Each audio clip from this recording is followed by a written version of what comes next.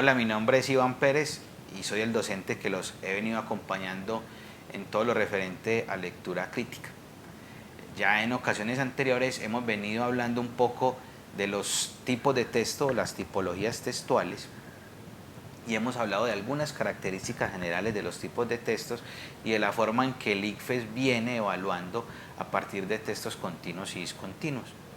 Para hoy quiero que profundicemos un poco en el texto narrativo.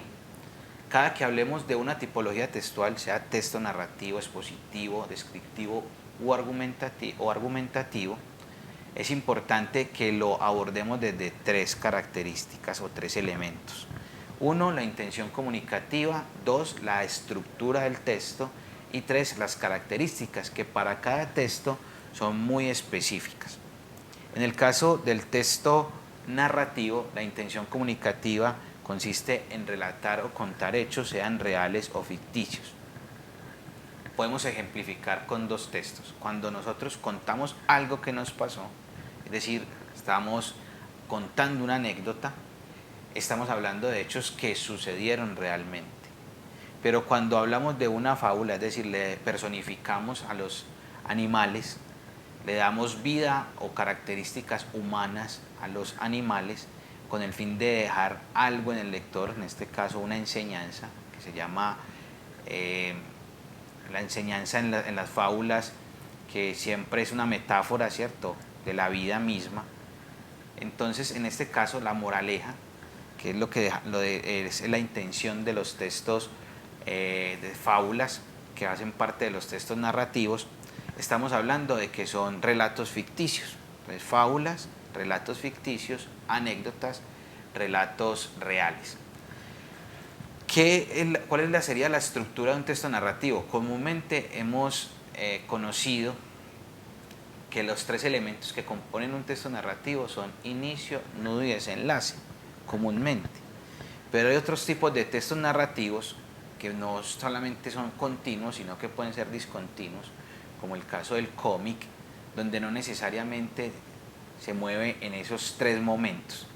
Por eso es muy importante para el caso de la interpretación textual, de la lectura crítica o de la competencia lectora, tratar de no hablar tanto de inicio, nudo y desenlace, sino que podríamos hablar de un inicio, ¿cierto?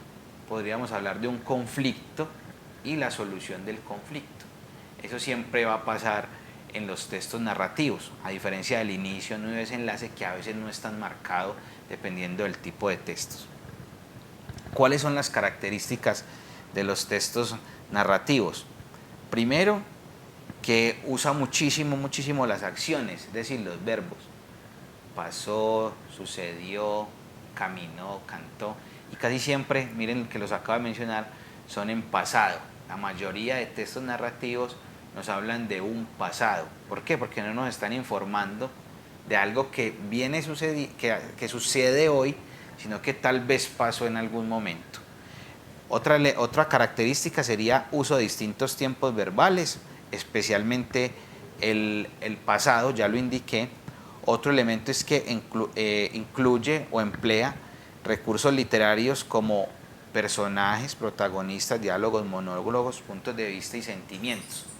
Y ahorita tocaba el tema de la fábula. ¿Por qué? Porque es muy importante este elemento, porque muchas veces los textos narrativos lo que nos hace es que los elementos inanimados o los animales les da características que comúnmente son de las personas, pero también nos permite con el lenguaje generar, y ya lo habíamos tocado en otros videos, el tema de las figuras retóricas.